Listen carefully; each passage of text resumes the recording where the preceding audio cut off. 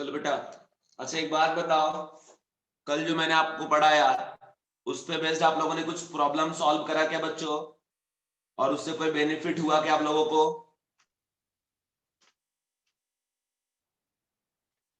सारे बच्चे जल्दी से रिप्लाई करिए।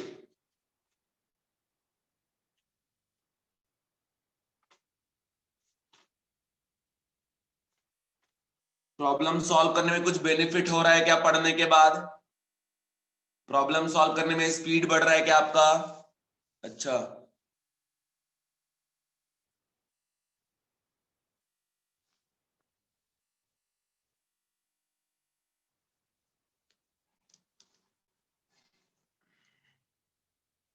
देखो, चलिए, हमने आपको बता हमने आपको पढ़ाया था एवरेज एटॉमिक मास। अभी हम लोग पढ़ने जा रहे हैं एवरेज मोलर मास। ठीक है, एवरेज मोलर मास। अभी एवरेज मोलर मास क्या, तो सीधा सीधा समझ लो बच्चों। मान लो एक कंटेनर है ना, और इस कंटेनर में different type of gases present है, G1 G2 G3 dot dot dot Gn। n gases present है which are non reacting in nature. आपस में ये रिएक्ट नहीं कर रहे। ओके, आपस में ये रिएक्ट नहीं कर रहे। अब एक बात मैं आपको बता दूं कि अभी अब आपस आपस में रिएक्ट नहीं कर रहे, तो ये क्या सैंपल हो गया बच्चों? Behave as a what? Sample. Mixture of gases को हम लोग क्या बोलेंगे? सैंपल ही तो बोलेंगे। अब ये जो सैंपल है, इस सैंपल में अगर मान लो कभी वेट दिया कि बताओ W ग्राम है सैंपल, मोल क्या होगा? तो मोल का फॉर्मूला होता है गिवन यूनिट मोलर मास। तब एक बात बताओ यार, ये जो वेट है, ये वेट तो सभी गैस के मिक्सचर का वेट है ना, तो अब मोलर मास क्या यूज करोगे? G1 G2 G3 G4 किसका यूज करोगे? कोई यहाँ पे इन्फॉर्म तो नहीं किया है। G1 का मोलर मास मान लो M1 है, G2 का M2 है, G3 का M3 है, Gn का Mn है। ओके, ये मोलर मासेस हैं, M1 M2 M3 Mn etcetera. Okay, तो कैसा है बच्चों कि M1 M2 M3 और ये क्या है आपका Mn है। समझ रहे हो? तो अब मेरा कहना यह है कि आप मोलर मास मोल निकालने के लिए गिवन मोलर मास से कौन सा मोलर मास यूज करोगे? M1 M2 M3 Mn। तो किसी को पर्टिकुलरली तो हम यूज नहीं कर सकते क्योंकि ये मिक्सचर ऑफ गैसेस है। तो फिर से हम लोग इन सभी का क्या निकालेंगे बच्चों? एवरेज निकालेंगे, एवरेज मोलर मास। ठीक है, अब एवरेज मोलर मास निकालने का दो तरीका। फर्स्ट, सभी का परसेंटेज अगर गिवन है ना, परसेंटेज, तब क्या करेंगे? Average molar mass is equal to summation of percentage मतलब xi into M I is equal to 1 to n divide by 100। समझ रहे हो?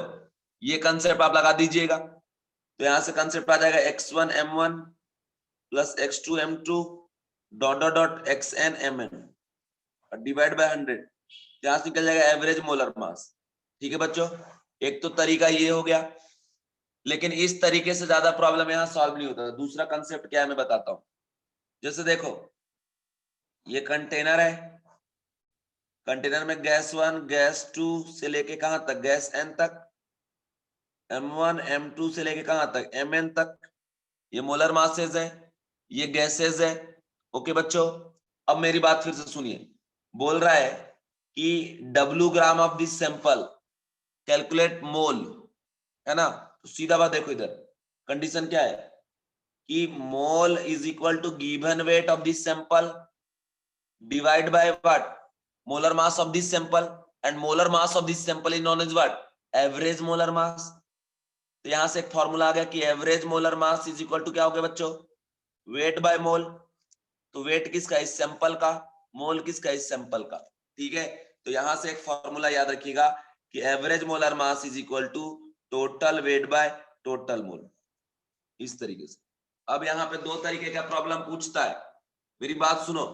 अभी जैसे ये कंटेनर है, एक ही फॉर्मूला याद रखना, average molar mass by equal to total weight by total mole. देखिए ये फॉर्मूला कैसा है, आप लोगों को समझ में आ गया क्या बच्चों? Give me reply. ठीक है, gas 1 gas 2 gas n।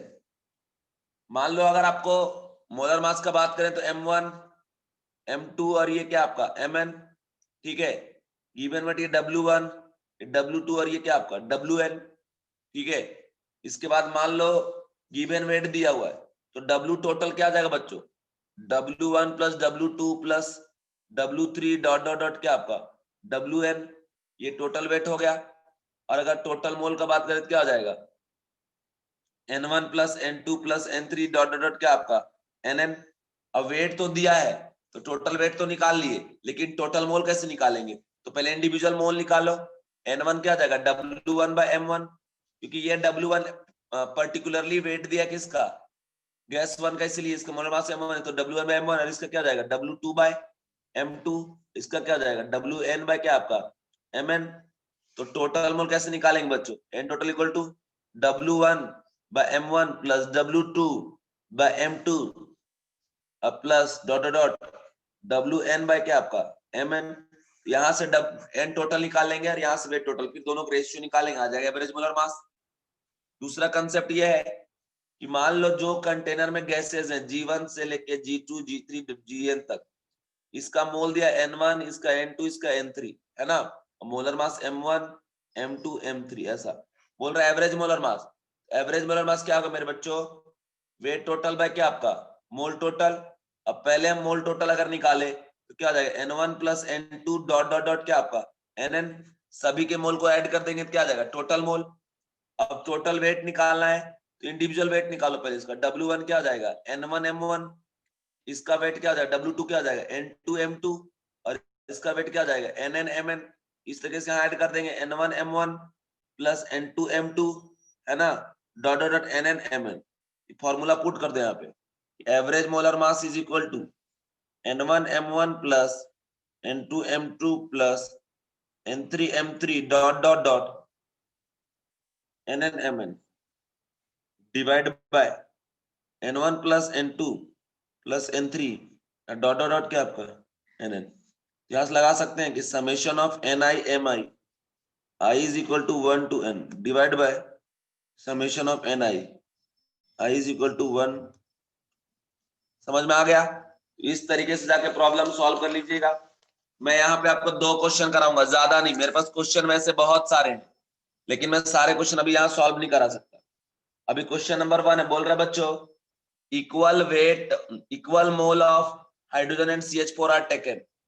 Container में H2 ले लिए और CH4 और दोनों का मोल इक्वल है, कैलकुलेट एवरेज मोलर मास। तो इक्वल मोल में 1 1 हो सकता है, 2 2 कुछ भी हो सकता है, अननोन मान लो इसका x मोल इसका भी x मोल।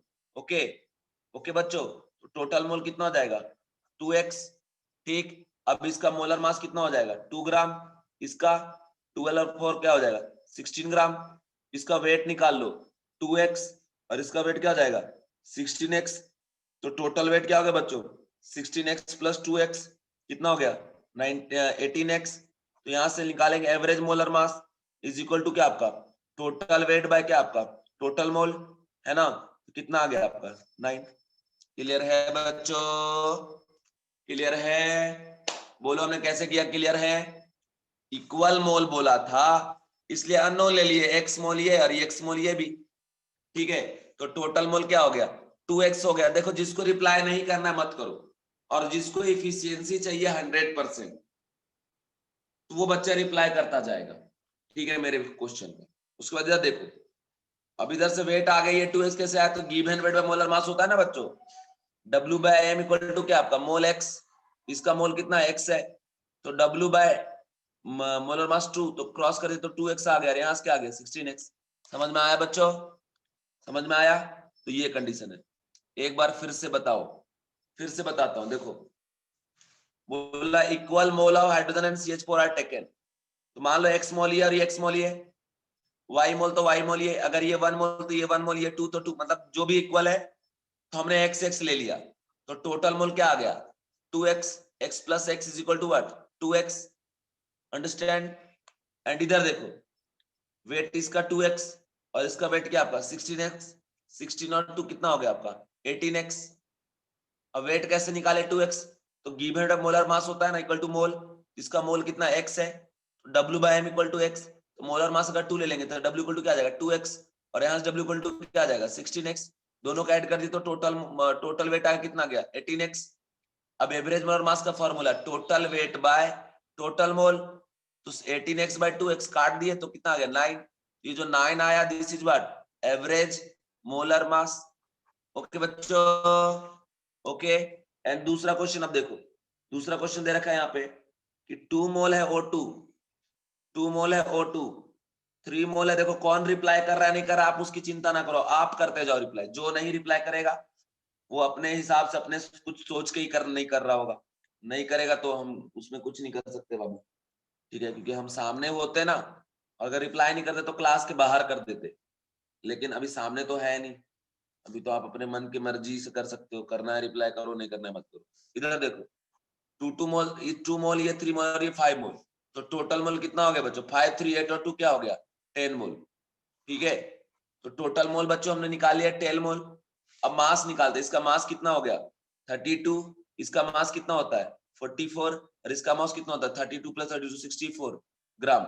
ओके, अब निकालो यहाँ पे given weight by molar mass equal to mole, तो वेट इक्वल टू क्या हो जाएगा 32 इंटू 2 मतलब क्या हो गया 64 और इसका वेट क्या हो जाएगा 3 इंटू 44 132 और इसका वेट कितना हो जाएगा 5 इंटू 64 हो जाएगा 0 320।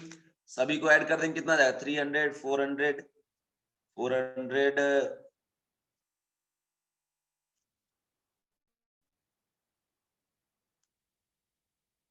516 आ गया बच्चों। अब देखो 516 आ गया टोटल वेट और टोटल मोल कितना है 10, क्या हो गया ये एवरेज मोलर मास। तो बच्चों आंसर क्या हो गया 51.6,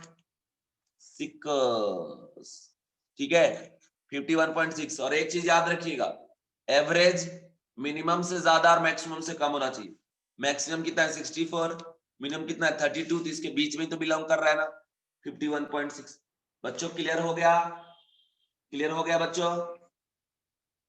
चलिए एक और आखिरी क्वेश्चन इसमें देखो, जैसे बोल रहा है क्वेश्चन है equal mass of hydrogen and CH4, equal mass of hydrogen and CH4 are taken, हमें नहीं पता कितना, अगर ये 1 ग्राम तो ये 1 ग्राम, ये 2 ग्राम तो ये 2 ग्राम, ये 10 ग्राम तो ये 10 ग्राम। मान लो हमने ये x ग्राम ले लिया और ये भी क्या ले लिया हमने x ग्राम, तो टोटल वेट क्या होगा बच्चों, टोटल वेट क्या हो गया 2x, है ना। एंड अगर मोल निकाले हाइड्रोजन का x/2 और मोल निकाले CH4 का x बाय क्या आपका 16। अरे गिवन मोलर मास करते हैं ना बाबू, कर दिए ना x/2, समझ रहे हो बेटा लोग। यहाँ देखो x बाय क्या कर दिए 16, टोटल मोल क्या आ जाएगा x/2 प्लस x बाय क्या आपका 16 16 और 8x प्लस 9x हो जाएगा 9x by 16, this is what total mole. अब लगा दो formula, average molar mass is equal to क्या आपका total weight by total mole. Total weight कितना है बच्चा लोग, टोटल वेट है 2x और टोटल मोल कितना है 9x बाय 16, x का कल्याण हो गया कितना आ गया 32 by 9, this is what average molar mass. Clear है, क्लियर है बच्चों। तो मैं आगे बढ़ता हूं, देखो एक और क्वेश्चन यहाँ पे बनता है, एक आखिरी क्वेश्चन मैं आपको बताता हूं। क्वेश्चन ये है कि आपको एवरेज मोलर मास दिया रहेगा, कौन कौन सा गैस का मिक्सचर है ये दिया रहेगा और पूछेगा परसेंटेज बताओ। जैसे बोला average molar mass of a sample containing CO and CO2, CO and CO2 is 32, average molar मास कितना है सैंपल का 32। बोल रहा calculate percentage of CO in this sample. तो बस वैसे ही सॉल्व करना जैसे पहले किए हो, कर लोगे ना। कैसे करेंगे, ये x हो गया और ये क्या आपका परसेंटेज इसका x और इसका क्या आपका y, x plus Y equal to क्या आ जाएगा बच्चों 100, समझे। दोनों के परसेंटेज का सम क्या हो गया 100 हो गया, समझ रहे हो ना।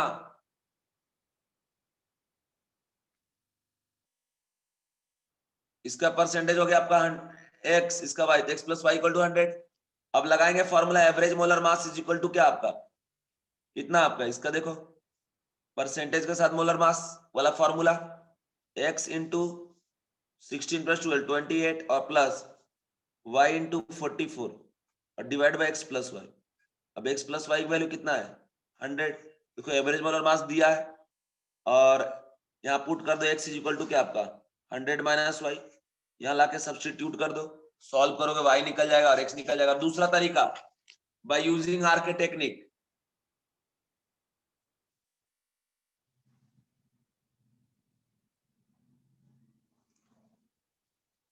आर के टेक्निक के थ्रू भी आप इसको सॉल्व कर सकते हैं।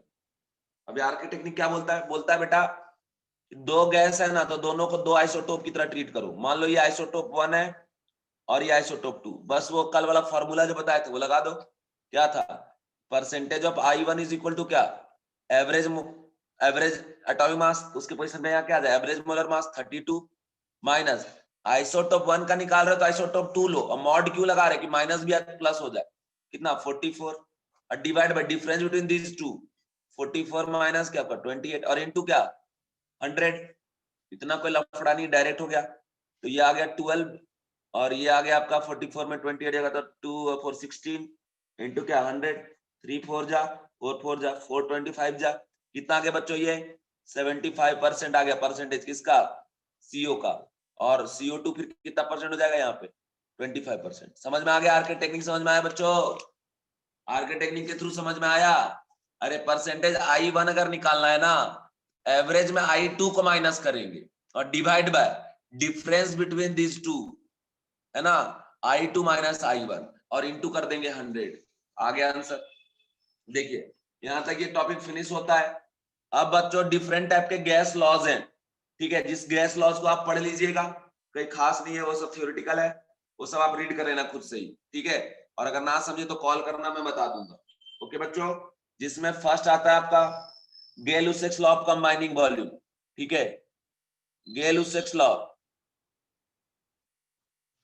Of combining volume. ये क्या बोलता है कि under constant pressure and temperature, constant pressure and temperature, जिस रेशियो में गैस कंबाइन करेंगे उसी रेशियो में उसका वॉल्यूम भी कंबाइन करेगा। मतलब H2 प्लस अगर O2 है और मान लो H2 या H2 प्लस Cl2 गैस है और ये HCl बना रहा है गैस, है ना, तो रेशियो क्या है? 1:1:1, सॉरी 1:1:2 का रेशियो है।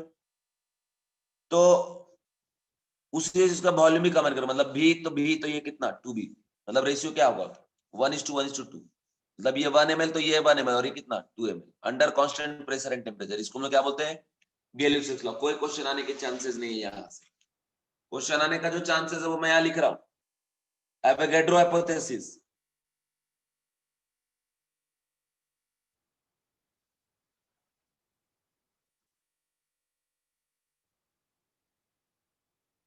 एवोगैड्रो हाइपोथेसिस बहुत इंपॉर्टेंट है, VVI, ठीक है बच्चों। अब देखो ये एवोगैड्रो हाइपोथेसिस क्या कहता है? एवोगैड्रो हाइपोथेसिस कहता है कि under constant pressure and temperature equal volume of all gases contain equal number of molecule provided under similar condition of pressure and temperature। ठीक है, ये स्टेटमेंट है एवोगैड्रो साहब का। फिर से मैं रिपीट करता हूं, under similar condition of pressure and temperature, मतलब प्रेशर एंड टेम्परेचर क्या है आपका? कांस्टेंट। तो दुनिया का कोई भी गैस हो, अगर वॉल्यूम आप सेम लेके चलेंगे उसका मॉलिक्यूल का नंबर सेम होगा, नॉट एटम। एटम डिफरेंट हो सकते हैं बट मॉलिक्यूल क्या होगा? सेम। और अगर मॉलिक्यूल सेम होगा तो मोल भी क्या होगा? सेम। अब देखिए यहां से क्या आता है, जैसे आप इक्वेशन पढ़े ना, पीबी इक्वल टू क्या आपका? एनआरटी। तो देखो बच्चों ये कांस्टेंट और आर तो पहले से कांस्टेंट है, तो भी एनआरटी बाय क्या आपका? पी। तो ये कांस्टेंट की तरह हो गया, तो भी डायरेक्टली प्रोपोर्शनल टू क्या हो गया? मोल। ये एन बढ़ेगा बी बढ़ेगा, एन कम होगा बी कम होगा। कुल मिलाकर बात समझ में आ गया? अगर किसी भी गैस के लिए आर टी पी ये कांस्टेंट है तो भी बढ़ाओगे तो एन बढ़ेगा, बी कम करोगे तो एन कम होगा। तो भी जितना ज्यादा जिसके लिए लोगे एन उतना ज्यादा, अगर भी सेम लोगे तो एन का वैल्यू भी क्या आएगा? सेम। तो ये एवोगैड्रो का हाइपोथेसिस है, ठीक है, जो कि किसी भी टेम्परेचर पे किसी भी प्रेशर पे वैलिड है, लेकिन प्रेशर टेम्परेचर कांस्टेंट होना चाहिए। जैसे अगर आप 2 एटीएम ले रहे हैं और टेम्परेचर 278 केल्विन ले रहे हैं, तो ये चीज लो लेकिन सभी के लिए कांस्टेंट रखो।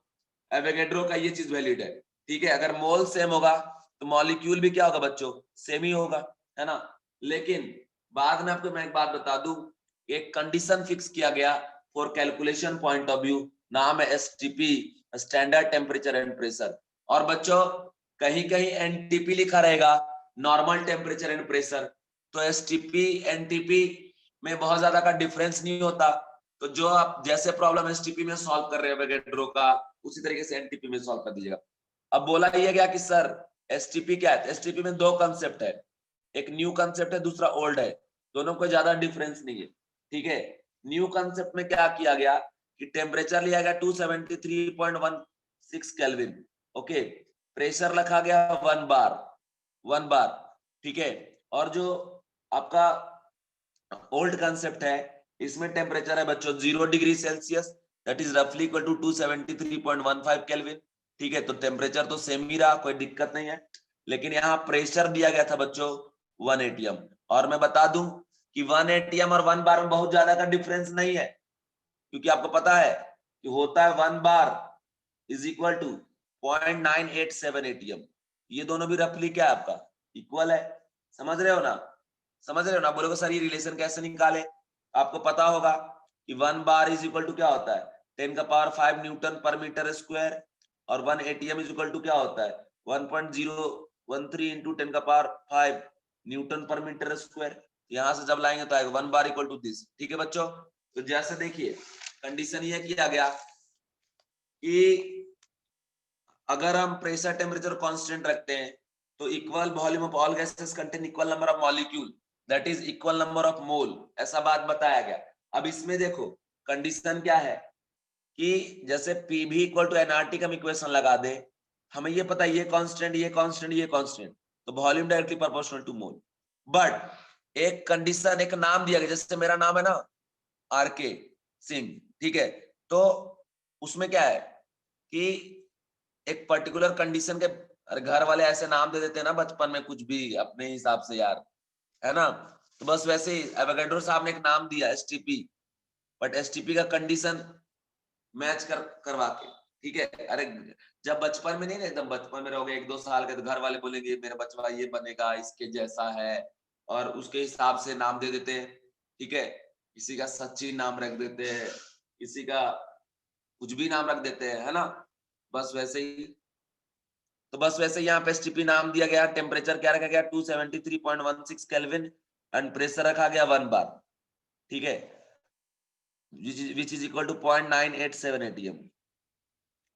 अब बच्चों मेरी बात सुनो, अब ये वैल्यू यहां पुट किया गया, ठीक है, सब पुट किया गया, तो v equal to N, R का वैल्यू लेंगे अगर 0.0821, 273.15 और 0.987, ये सब रखा गया, तो ये एक इक्वेशन आया। अब इसमें बच्चों n का वैल्यू 1 पुट किया गया, n मतलब क्या आपका 1 मोल, और ये कोई भी गैस का नाम से कोई लेना देना तो है नहीं हमको, ठीक है। तो फिर उसमें जो वॉल्यूम कैलकुलेट हुआ वो वैल्यू में बच्चों 22.4 लीटर, ठीक है। इसका नाम दिया गया मोलर वॉल्यूम। जैसे मोलर मास होता था ना, वैसे ये क्या हो गया मोलर वॉल्यूम। यहां से क्या प्रूफ हो गया कि 1 mole of any gas at STP occupy 22.4 litre, ठीक है। तो इस तरीके से कैलकुलेट किया गया है, बट हम लोग को बुक में या टीचर कैसे रटवाते हैं बच्चों 1 मोल 22.4, फॉर्मूला रट जा रहे, फॉर्मूला रट जाओ, कहां से आया पता तो होना चाहिए ना, तो ये यहां से आना चाहिए, molar volume is what 22.4 litre, ठीक है। कैसे आया, तो इसी इक्वेशन से आया, पीवी इक्वल टू एनआरटी से ही आया, ओके। तो ये चीज है आपका 22.4 लीटर आ गया। तो 1 mole of any gas occupy what 22.4 litre, 2 mole of any gas occupy what 2 into 22.4 litre. जैसे मोल इक्वल टू बोलते हैं ना एवोगैड्रो नंबर Na, उसी तरीके से mole equal to what 22.4 litre. तो 3 मोल कितना ऑक्यूपाई करेगा बच्चों 3 into क्या आपका 22.4 लीटर।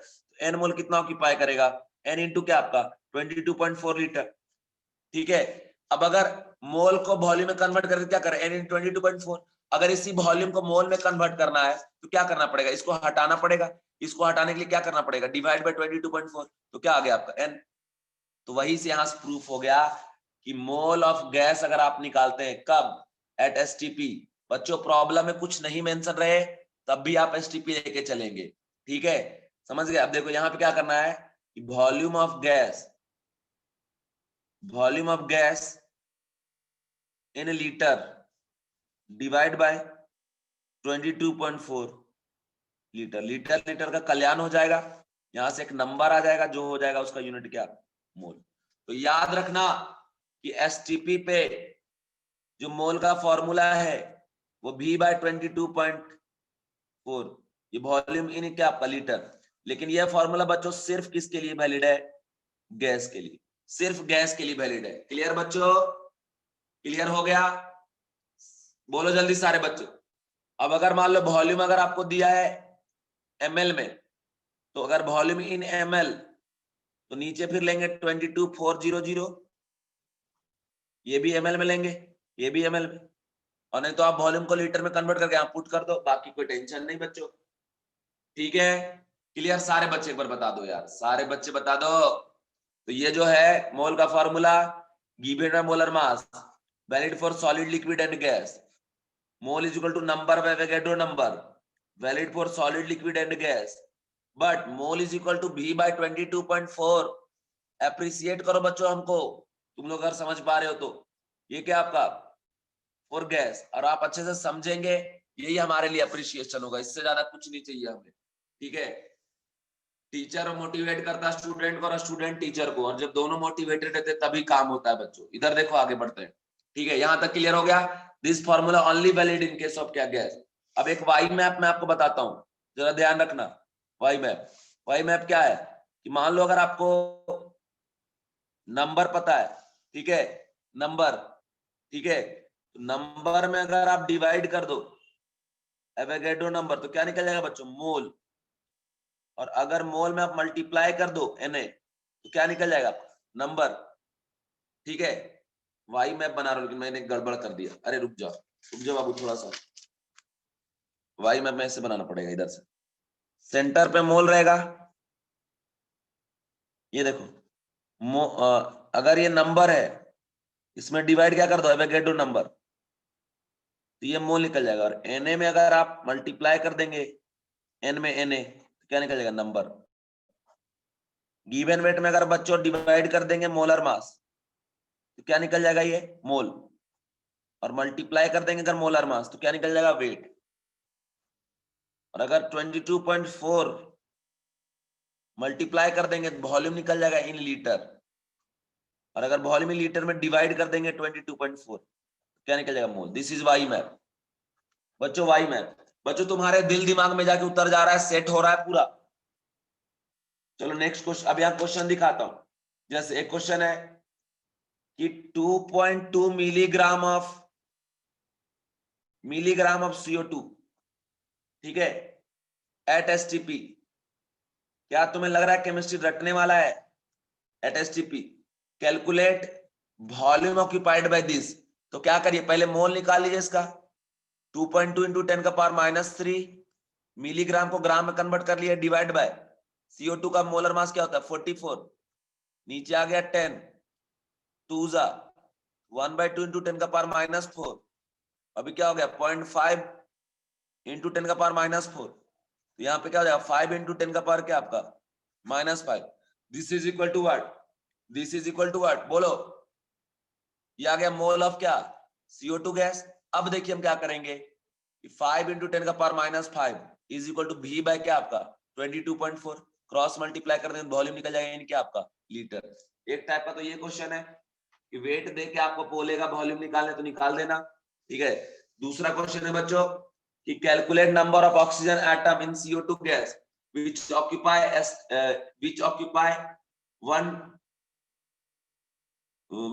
11.2 litre at STP। ठीक है, CO2 गैस है, 11.2 लीटर ऑक्यूपाई कर रहा है कब, STP पे। बोल रहा है कितने एटम होंगे ऑक्सीजन के, कार्बन के, निकलेगा, निकाल लोगे कि मैं कैलकुलेट करके बताऊं। मोल क्या हो जाएगा 11.2 बाय 22.4 कितना आ गया, हाफ मोल। फिर यहां से नंबर निकाल लो मॉलिक्यूल का, 1/2 इंटू Na, तो नंबर ऑफ मॉलिक्यूल निकल गया बच्चों किसका, CO2 का। And 1 molecule contain 1 carbon atom and 2 क्या आपका ऑक्सीजन एटम। यहां लिख सकते हैं कि number of oxygen atom is equal to what, yes yes yes yes, very good, number of oxygen atom is equal to what 2 into Na/2। Okay, 2 cut गया, कितना आ गया बच्चों Na आइटम आ गया किसका, ऑक्सीजन का, है ना। Na आइटम आ गया किसका बच्चों, ऑक्सीजन का। देखो मैं तुम लोग के लिए एकदम जान लगा दूंगा यार, एक एक टॉपिक बता दूंगा, टेंशन मत लो, बहुत टाइम अपने पास। ये Na/2 और ये 2 कट गया तो क्या आ गया आपका, Na आ गया। क्लियर है बच्चों। तो नंबर ऑफ ऑक्सीजन आइटम कितना आ गया बच्चों, Na। क्लियर। ऐसे निकाले ना कार्बन, ऐसे निकाले ना इलेक्ट्रॉन प्रोटॉन न्यूट्रॉन, कुछ भी निकल जाएगा ना।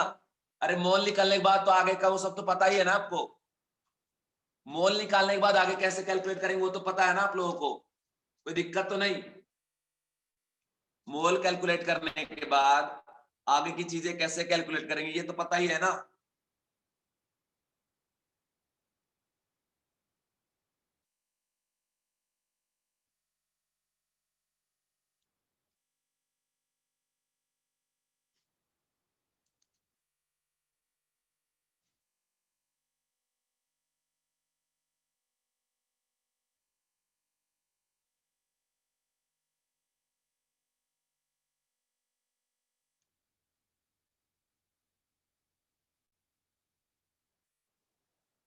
ठीक है, तो ये भी सेक्शन कंप्लीट हो गया बच्चों, ये भी क्वेश्चन कंप्लीट हो गया। बहुत सारे क्वेश्चन मैं करवाता अगर अभी आप 11th में होते, बट मेरा भी मकसद है टॉपिक पढ़ाना, तो पढ़ा दिया मैं आपको। इसके बाद बच्चों लॉ ऑफ केमिकल कॉम्बिनेशन में law of conservation of mass पढ़े होंगे, law of conservation of mass. Yes yes yes, POC में बताऊंगा, टेंशन ना लो, पीओसी बताऊंगा।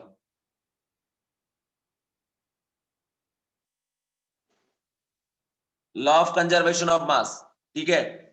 Law of conservation of mass क्या होता है, mass before reaction is equal to mass after reaction, बस यही कंजर्वेशन ऑफ मास का लॉ है। इसमें ज्यादा समय नहीं खराब करते हुए एक एग्जांपल बताता हूं, जैसे H2 और O2 जब कंबाइन करता है क्या बनेगा, H2O, ठीक है। तो देखिए यहाँ पे 2, ये भी 2, ये क्या बता रहा है कि दो मॉलिक्यूल H2 का एक मॉलिक्यूल O2 से कंबाइन करेगा, 2 मॉलिक्यूल क्या बनाएगा, वाटर, है ना। तो देखिए अगर मान लीजिए ये 2 मोल लेंगे तो ये कितना लेना पड़ेगा, 1 मोल, तो कितना बनेगा 2 मोल, ठीक है। तो मोल बिफोर रिएक्शन कितना है, इसका 2 और इसका 1। तो कंजर्व मोल नहीं होता, मास कंजर्व होता है। तो देखो 2 मोल में अगर गिवन वेट मोलर मास करते हैं तो वेट कितना जाएगा, 4 ग्राम, और ये 1 is equal to given weight 32, कितना आ जाएगा 32 ग्राम। दोनों का ऐड कर दो कितना आ गया 36 ग्राम। तो मास बिफोर रिएक्शन 36 ग्राम है, एंड मास आफ्टर रिएक्शन कितना हो जाएगा, given weight molar mass is equal to 2, given weight is equal to 2 into 2 कितना हो गया आपका 4, सॉरी मोलर मास कितना होता है 16 to 18, तो 8 गिवन बाय 18, है ना। 18 टू जा कितना हो गया बच्चों 36। ये देखिए बिफोर रिएक्शन मास 36, आफ्टर रिएक्शन मास 36, तो ये हो गया कंजर्वेशन ऑफ मास।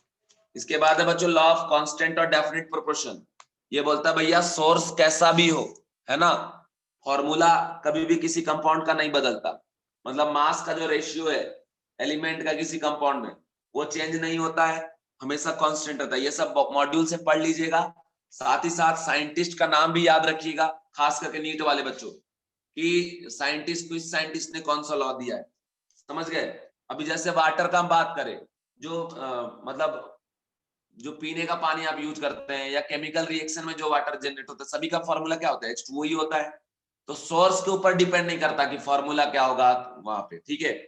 अब इसके बाद है बच्चों law of multi proportion, multi proportion बहुत इंपॉर्टेंट है ये, गिवन बाय डाल्टन, डाल्टन साहब ने दिया है मल्टी प्रोपोर्शन को, ठीक है। अब आपको यहां बता देते हैं, सीधा बात याद रखिएगा, कंडीशन ये होता है कि जब एक एलिमेंट कंबाइन करे अदर एलिमेंट से और बनाए मोर देन वन कंपाउंड, जिसमें किसी एक एलिमेंट का मास फिक्स रहेगा और दूसरे एलिमेंट का मास वेरी करेगा, और जिसका मास वेरी कर रहा है उसके मास का जब आप रेशियो निकालेंगे तो रेशियो आएगा सिंपल रेशियो, ओके। क्या जाएगा बच्चों, सिंपल रेशियो। मैंने क्या कहा ध्यान से सुनो, जैसे हमने कार्बन और ऑक्सीजन लिए, ठीक है, तो कार्बन ऑक्सीजन कंबाइन करके एक बनाया CO, दूसरा बनाया CO2, एक कंपाउंड CO है, दूसरा कंपाउंड क्या है CO2, ओके।